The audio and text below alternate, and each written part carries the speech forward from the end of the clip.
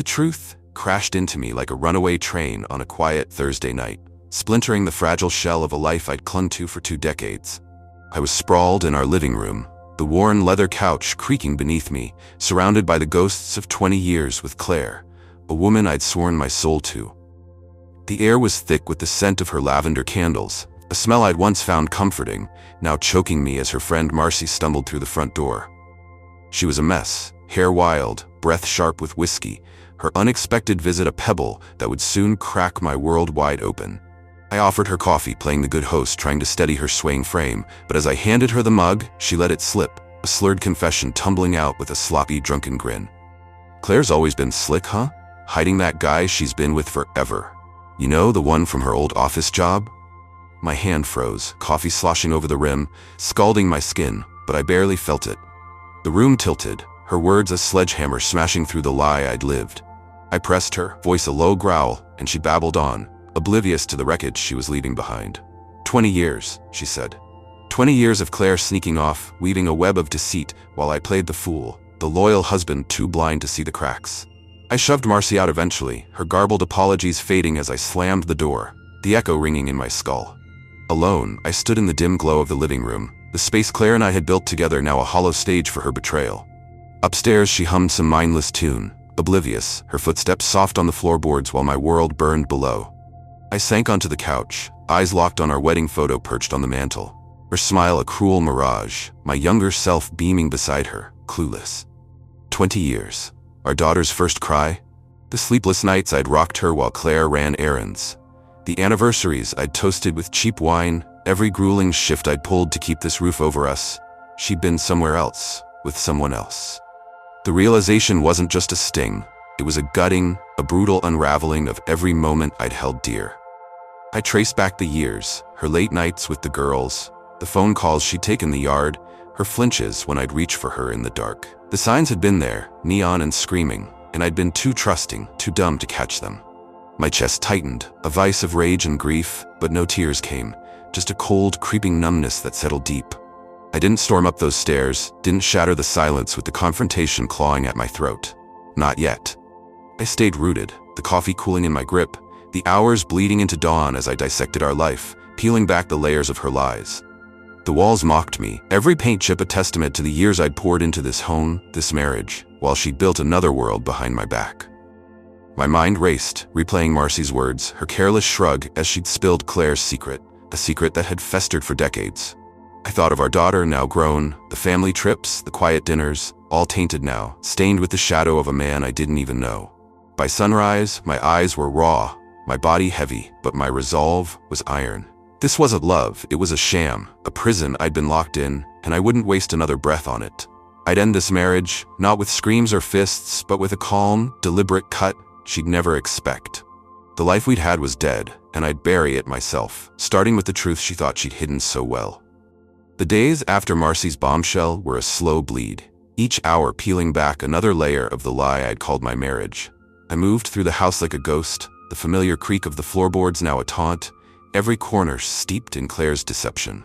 She didn't notice the shift, didn't see the storm brewing behind my eyes as she bustled around, chatting about groceries or the weather, her voice a hollow echo I couldn't stand. I watched her, really watched her, for the first time in years, the way she twirled her hair when she lied about a phone call, the quick glances out the window like she was waiting for something, someone. 20 years of this, Marcy had said, and now every memory was suspect. Every touch a question mark. I couldn't sleep, the bed we shared a battlefield, her soft breathing a mockery of the peace I'd lost. I'd lie there, staring at the ceiling, tracing the cracks I'd never fixed, wondering how many nights she'd dreamed of him while I lay beside her, oblivious. I started digging, not with words but with quiet, methodical steps, needing proof to match the ache in my gut. I rifled through her desk when she was out, fingers trembling as I sifted through old receipts, scribbled notes, anything that might confirm what Marcy had let slip. In a locked drawer, pried open with a paper clip, I found it, a faded photo tucked in an envelope. Claire laughing with a man I didn't know, his arms slung around her, the date scrawled on the back too blurry to read, but the intimacy unmistakable.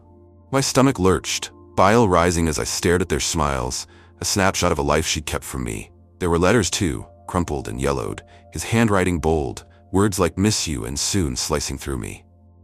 I sat there, the desk lamp casting harsh shadows, each page a fresh wound, proof she'd been unfaithful not just once, but for decades. A parallel world I'd never been invited into. The weight of it crushed me, but I didn't let it show. I put everything back, locked the drawer, and washed my face, the mirror reflecting a man I barely recognized, hollowed out by her betrayal. Claire came home that night, all breezy smiles, asking about dinner like nothing had changed, and I played along, my voice steady, my hands calm. Inside, I was a furnace, rage and grief stoking a fire I couldn't douse. I thought of our daughter, the years I'd spent building this family, the nights I'd come home exhausted but proud, all while she'd been slipping away to him. Who was he? A coworker, a lover, a shadow who'd shared her for longer than I'd ever truly had her? The questions gnawed at me, but I didn't ask, didn't tip my hand. I needed more, needed to know how deep this ran before I tore it all down. By the end of the week, I'd made up my mind. This wasn't a marriage anymore. It was a masquerade, and I was done dancing. I met with a lawyer in secret, a grizzled guy named Tom who didn't flinch when I laid out the story. "You've got grounds," he said, flipping through the photo and letters I'd copied, his voice gruff but sure. "Divorce is clean if you want it." I nodded, the word heavy but right, a lifeline out of the wreckage. I didn't tell Claire, didn't give her the chance to spin more lies. I kept moving, kept breathing, every day a step closer to freedom from the woman who'd played me for a fool. She thought she'd hidden it, thought I'd stay the clueless husband forever. But I was awake now, and I'd end this on my terms, with a precision that would leave her reeling. The life we built was a house of cards, and I was ready to pull the table out from under it. Living with Claire after uncovering her secret was like sharing a cage with a stranger. Every moment a test of my restraint. The house, once a haven, had turned into a minefield, her presence a constant spark threatening to ignite the fury I kept locked down. She'd prattle on about mundane things, the neighbor's dog, a sale at the grocery store, her voice a thin veneer over the lies I now saw through. I'd nod, force a smile, but my eyes tracked her every move, catching the tells I'd missed for years. The way she'd clutch her phone a little too tight, the quick excuses to step outside, the flicker of guilt she couldn't quite hide. 20 years of infidelity, Marcy's words echoed, and now I saw it everywhere, in the tilt of her head, the casual way she'd brush off my questions. I wasn't just hurt, I was livid, a slow-burning volcano ready to erupt, but I held it in, biding my time until I could strike with the force she deserved. I kept digging, peeling back the layers of her double life with a cold, relentless focus. I hacked into an old email account she thought I'd forgotten about, using a password she'd reused for years, and found a gold mine of betrayal. Messages stretching back decades, flirty at first, then intimate, then desperate, all to the same name. Daniel. My hands shook as I scrolled, each line a fresh stab, dates overlapping with our daughter's birthdays, our vacations, nights I'd been away for work. "Can't wait to see you," she'd written once. Time-stamped the day after our 10th anniversary, when I'd surprised her with a weekend getaway she'd barely smiled through. I printed them. A stack of evidence I hid in my car, every word fuel for the fire I was stoking. Daniel wasn't just a fling, he was a fixture. A shadow husband she'd kept while I played the real one, and the realization gutted me all over again. I started shadowing her, subtle but deliberate, tracking her patterns like a hunter. She'd leave for book club or errands, and I'd follow at a distance, heart pounding as I watched her pull into a diner across town, a man waiting in a booth, his face weathered but familiar from that photo. They'd sit close, her hand on his, laughing like they owned the world, while I sat in my truck, fists clenched, the steering wheel creaking under my grip. I didn't confront them, didn't storm in, just watched, letting the sight sear into me, a brand of her treachery I'd never unsee. Back home, she'd kiss my cheek, ask about my day, and I'd swallow the bile, playing the part while I planned my exit. Every lie she fed me now was a brick in the wall I was building, a fortress of resolve she couldn't breach. Tom, my lawyer, was ready when I handed him the emails, his jaw tight as he skimmed the pages. "This is more than enough," he said, stacking them neatly. "She won't have a leg to stand on." I told him to draft the papers, my voice flat but firm, the decision a weight lifting off my chest. I didn't tell Claire, didn't warn her the ground was about to shift. I kept up the charade, cooking dinner, nodding at her stories, all while the divorce papers sat in Tom's office, a guillotine poised to drop. She thought she'd mastered this game, thought I'd stay the oblivious husband she could string along, but I'd seen her now, mask off, and I was done. The life we'd shared was a rotting shell, and I'd burn it down myself, leaving her to face the ashes of what she'd destroyed. She'd never see it coming, and that was the sweetest part of all. The days leading up to the end were a tightrope walk. Every step a calculated dance over the abyss of Claire's lies. I'd wake to her humming in the kitchen, the sound once a comfort, now a grating reminder of her duplicity, and I'd force myself through the routine, coffee in hand, a mask of normalcy plastered on my face. She'd chatter about trivial things, the leaky faucet, a coworker's gossip, her eyes bright with the innocence I knew was fake, and I'd nod, my responses clipped but steady, hiding the tempest raging inside. I'd caught her with Daniel, seen the proof in her emails, held the photo of their stolen years, and yet here she was, playing wife like it was still real. The house felt like a stage, every room a set for her performance, and I was the audience she thought she'd fooled. But I was rewriting the script, and the finale was mine to direct. I met Tom in his cluttered office one rainy afternoon, the divorce papers spread across his desk like a map out of hell. He walked me through them, his voice a low rumble, pointing out the division of assets, the evidence of her infidelity, the clean break I demanded. "She'll get nothing but what she brought in," he said, tapping the stack. "You've got the upper hand." I signed where he pointed, my hand steady, the pen's scratch a quiet anthem of liberation. I didn't want her money, her tears, her excuses, just wanted out, free of the woman who'd turned our marriage into a mockery. Tom slid the papers into an envelope, his eyes meeting mine with a nod. "Say the word, and we serve her," he said. I told him to wait, just a little longer, wanting her comfortable, unsuspecting, before I dropped the hammer. I'd lived in her shadow too long, and now I'd blindside her with the light of truth. Back home, I watched her closer, not out of love but strategy, mapping her moves like a general before battle. She'd slip out for her evenings with friends, her perfume lingering as she kissed me goodbye, and I'd wait, counting the minutes until she returned, her lies as predictable as the tides. I stopped tailing her, didn't need to anymore. The proof was ironclad, stacked in Tom's safe, ready to bury her. I packed a bag in secret, stashing it in the garage, essentials for the day I'd walk out, leaving her to face the wreckage alone. The house felt smaller, the walls closing in with her secrets, but I held firm, my silence a weapon she couldn't counter. She'd laugh at some old memory over dinner, and I'd force a chuckle, my mind elsewhere, plotting the moment I'd rip the rug from under her feet. One night, she caught me staring, her brow furrowing as she set down her wine. "You okay?" she asked, a flicker of unease in her voice, the first crack in her facade I'd seen.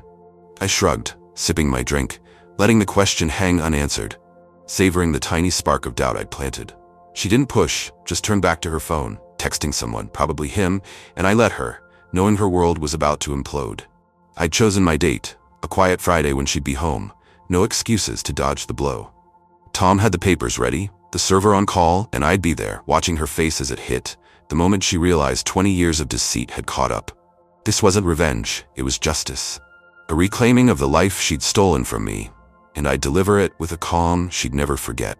The storm was coming, and I'd be the one standing when the dust settled. The Friday I chose to end it dawned gray and still, the air heavy with a quiet that felt like the world bracing for a break. I woke early, the house silent, except for the faint drip of that damn faucet Claire always nagged about, a sound I'd never hear again after today. She was still asleep, tangled in sheets I'd once shared with trust, her face soft in a way that almost made me falter, but the stack of evidence in my mind, emails, photos, her with Daniel, steeled me. I moved through the morning like a man on a mission, brewing coffee I didn't drink, setting the table for one last breakfast she'd never suspect was our last. My bag was packed, hidden in the garage, my exit planned, and Tom's call confirmed it. The server would arrive at noon, papers in hand, the guillotine sharpened for her lies. I didn't rush, didn't tremble, just waited, a predator in the calm before the kill. She came downstairs mid-morning, hair mussed, smiling that easy smile I'd fallen for decades ago, and I let her have it. Her last moment of peace? "Rough night?" she teased, pouring coffee, and I grunted, playing along, my voice a mask of normalcy. We ate in near silence, her scrolling her phone, me watching the clock, every tick a step closer to her reckoning. At 11:55 the doorbell rang, a sharp chime that cut through her chatter about some weekend plan. She frowned, glancing at me, but I just shrugged, standing to clear my plate, heart pounding with a cold, fierce thrill. She opened the door, and there he was, the server, a wiry guy in a cheap jacket, handing her the envelope with a flat, "You've been served."